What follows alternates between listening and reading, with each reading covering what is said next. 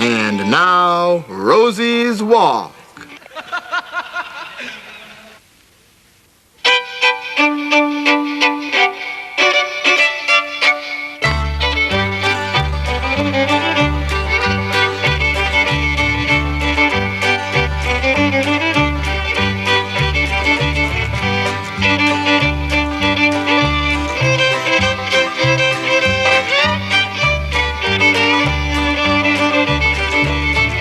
Rosie the hen went for a walk.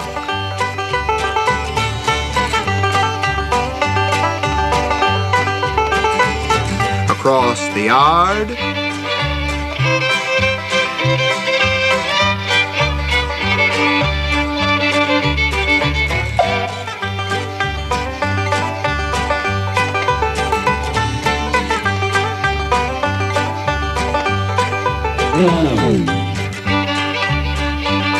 around the pond.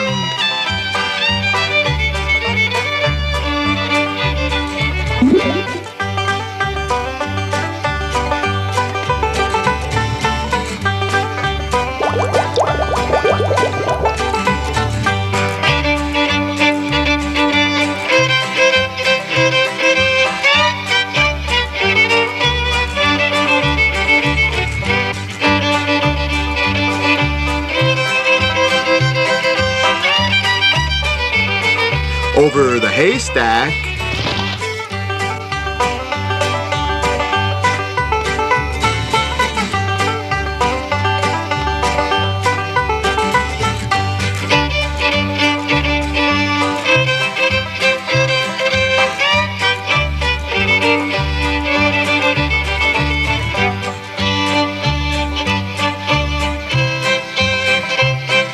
past the mill.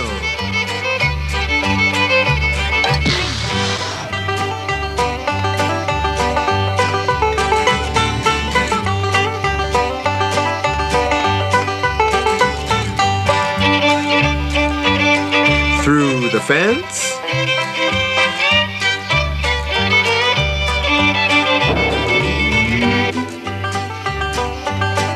under the beehives,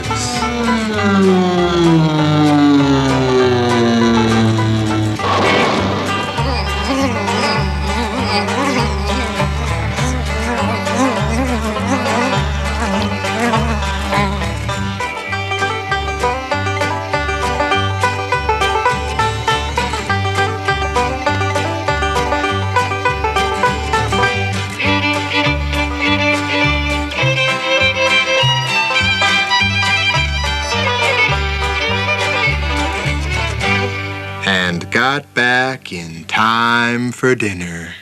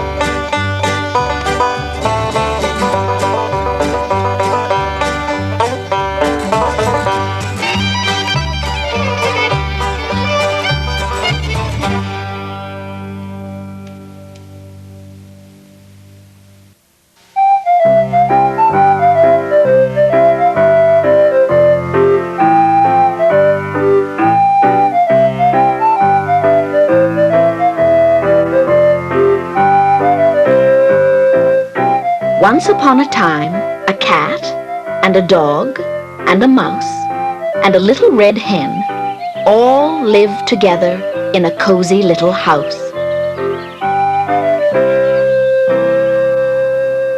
The cat liked to sleep all day on the soft couch.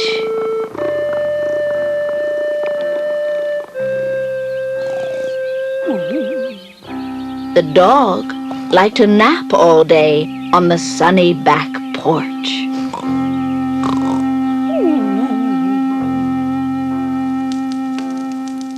And the mouse liked to snooze all day in the warm chair by the fireside. So the little red hen had to do all the housework. She cooked the meals and washed the dishes and made the beds. She swept the floor and washed the windows and mended the clothes. She raked the leaves and mowed the grass and hoed the garden. One day, when she was hoeing the garden, she found some grains of wheat. "Who will plant this wheat?" cried the little red hen. "Not I," said the cat.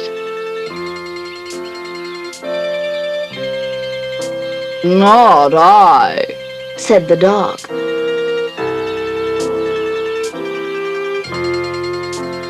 "Not I," said the mouse.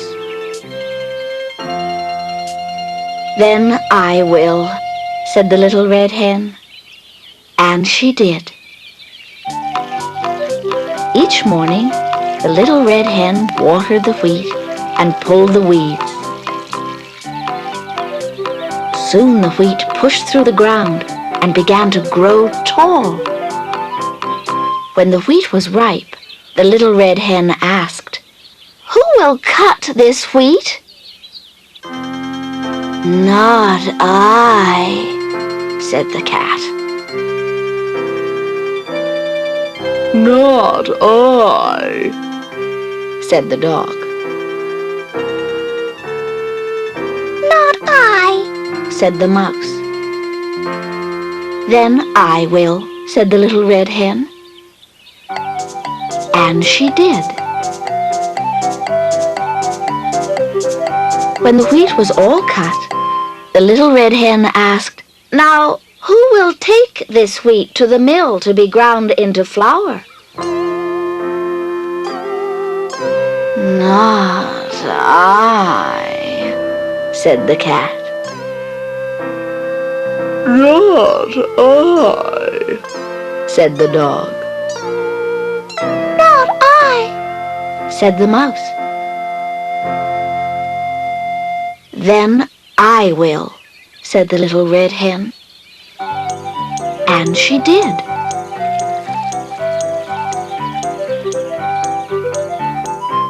The little red hen returned from the mill carrying a small bag of fine white flour. "Who will make a cake from this fine white flour?" asked the little red hen. "Not I," said the cat. "Not I," said the dog. "Not I," said the mouse. "Then I will," said the little red hen. And she did. She gathered sticks and made a fire in the stove. Then she took milk and sugar and eggs and butter and mixed them in a big bowl with the fine white flour. When the oven was hot, she poured the cake batter into a shining pan and put it in the oven. Soon a delicious smell filled the cozy little house. The cat got off the soft couch and strolled into the kitchen. The dog got up from the sunny back porch and came into the kitchen. The mouse jumped down from his warm chair and scampered into the kitchen. The little red hen was just taking a beautiful cake out of the oven. "Who will eat this cake?" asked the little red hen. "I will," cried the cat. "I will," cried the dog. "I will," cried the mouse. But the little red hen said, "All by myself. I planted the wheat. I tended the wheat. I cut the wheat. I took the wheat to the mill to be ground into flour. all by myself. I gathered the sticks. I built the fire. I mixed the cake. And all by myself, I am going to eat it." And so she did, to the very last crumb. After that, whenever there was work to be done, the little red hen had 3 very eager helpers.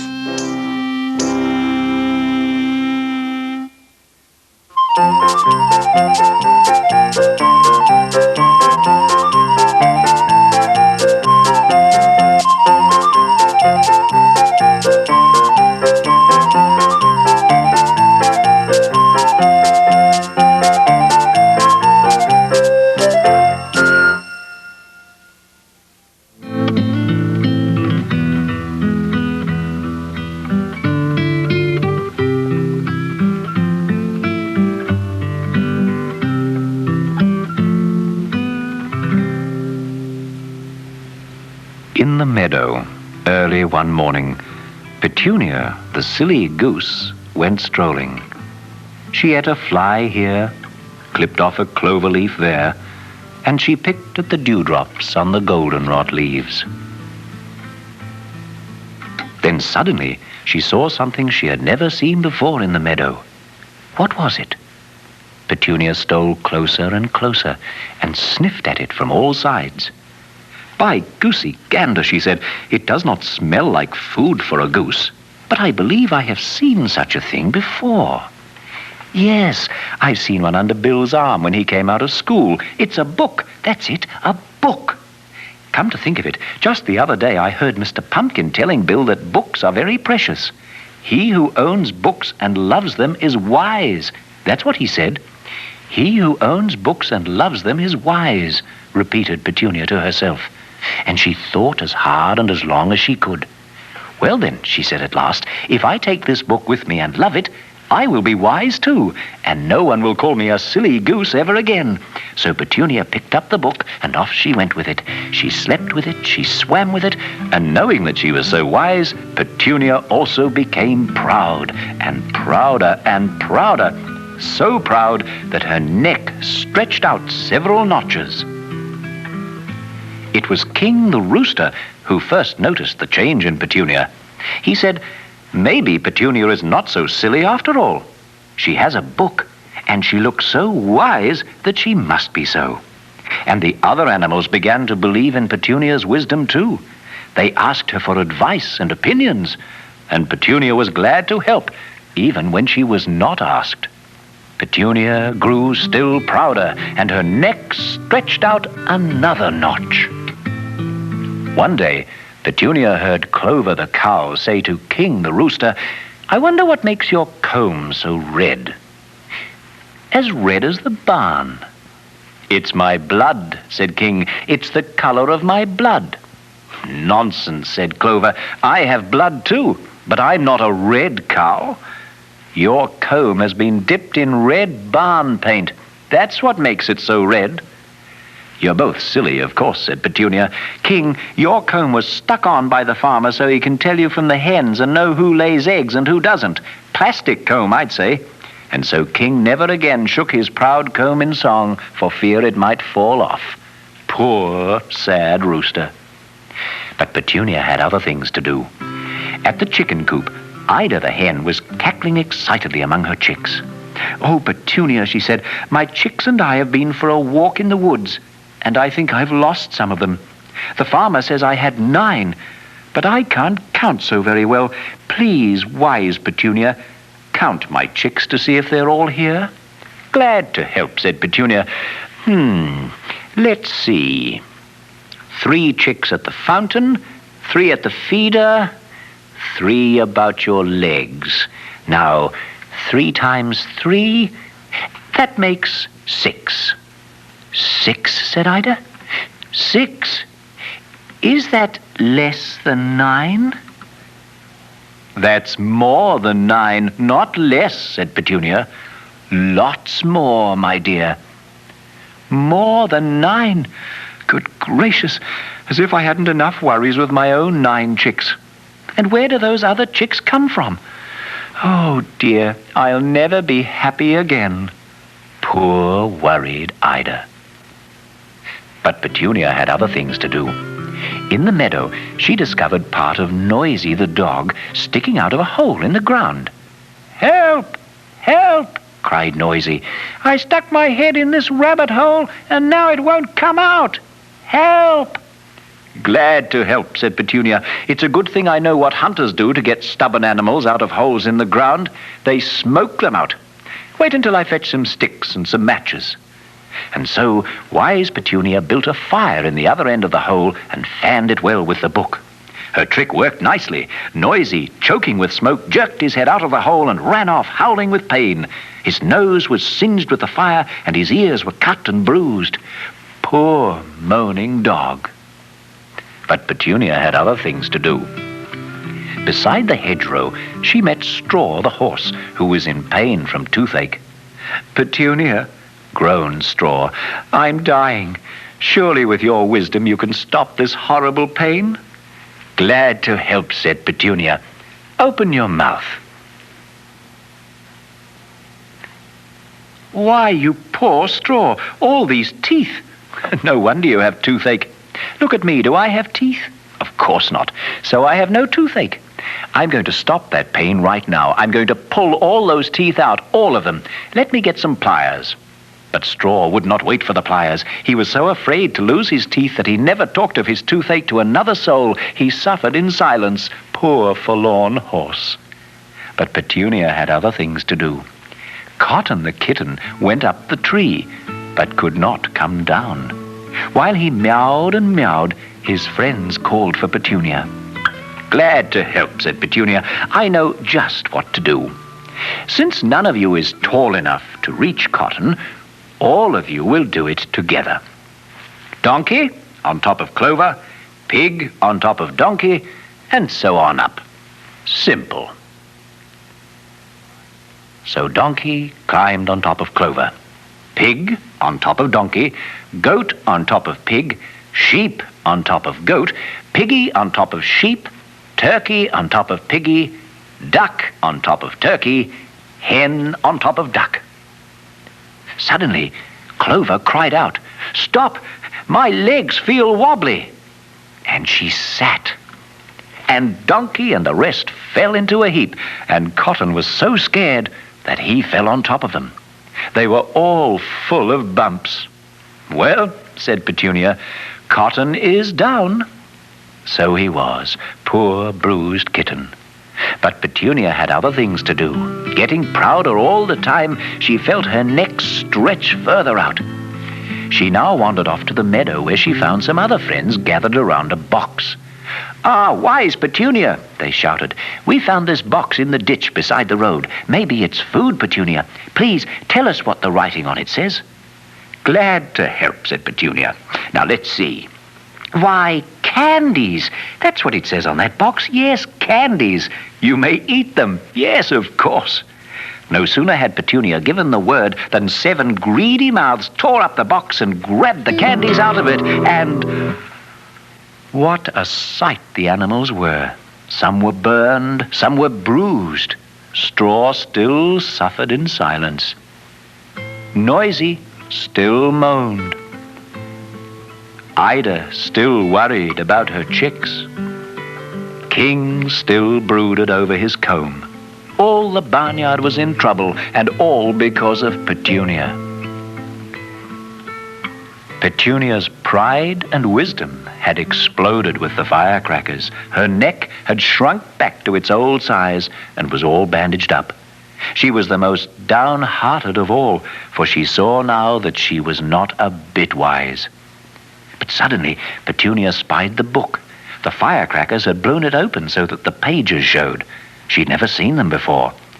Now she saw that there was something written inside the book which she could not read. So she sat down and thought and thought and thought, until at last she sighed. "Now I understand. It was not enough to carry wisdom under my wing. I must put it in my mind and in my heart. and to do that I must learn to read. Petunia was filled with joy. At once she began to work so that one day she could be truly wise. Then she would help make her friends happy.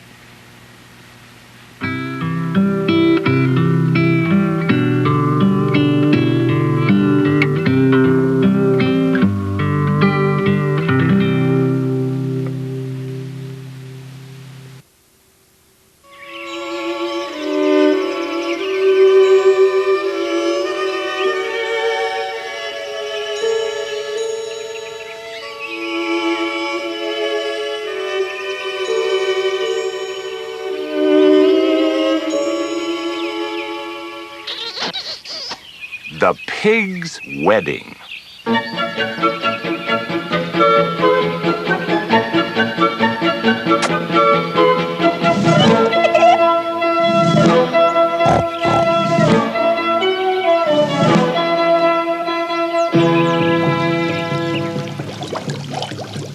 Smoke signals announced, "Tomorrow is Parker's wedding. Tomorrow is Parker's wedding. You are all invited."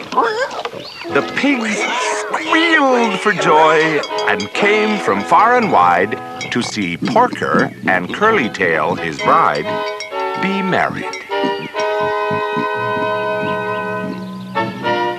What a lot of guests we have, and how nice they are. But they do smell. Parker sniffed too. Curlytail was right. They did smell. Friends, we're glad you came, but you do have to get cleaned up for a wedding.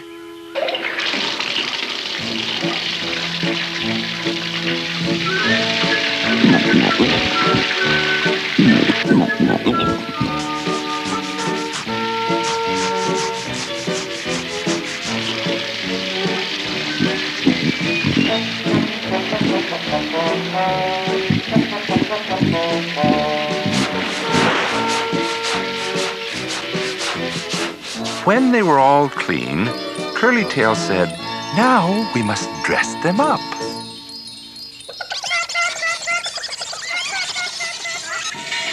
"We'll paint on our clothes."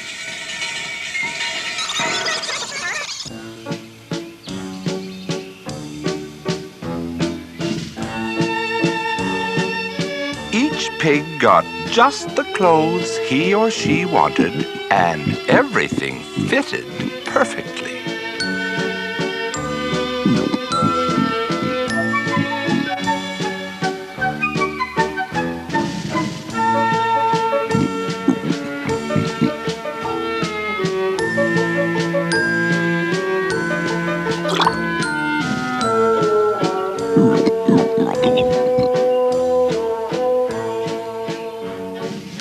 Now, Parker, where is your top hat?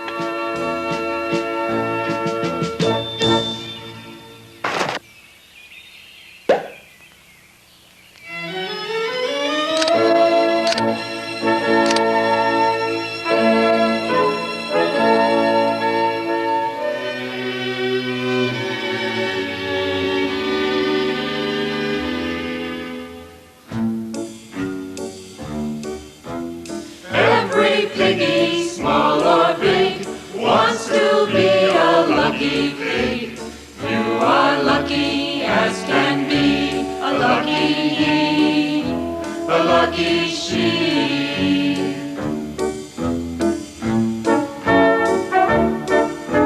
The world is wide, the world is big, but you each found your favorite pig.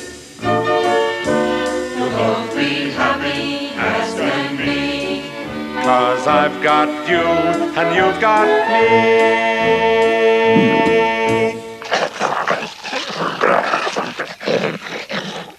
After the wedding, the guest pigs were hungry and thirsty from all the singing.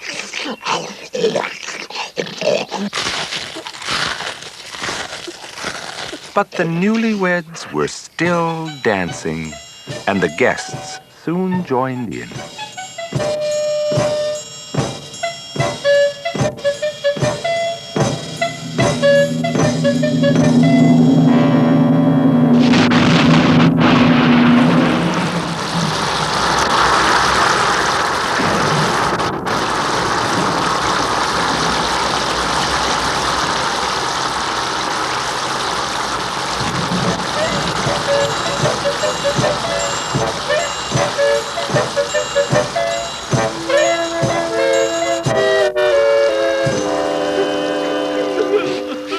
Stop crying, everyone, said Porker.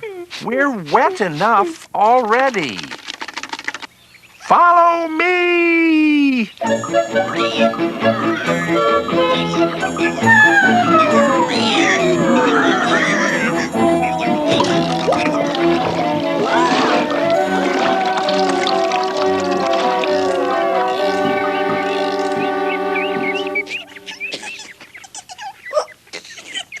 That evening, the newlyweds said goodbye to their guests.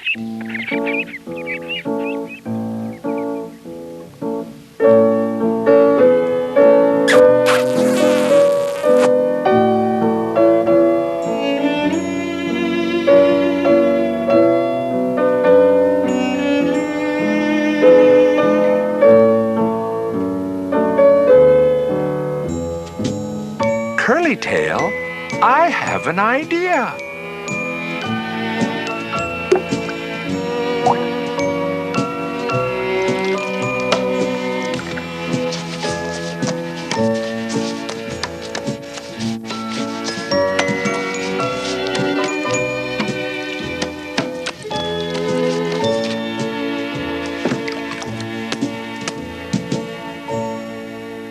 They fell asleep, dreaming happy pig dreams.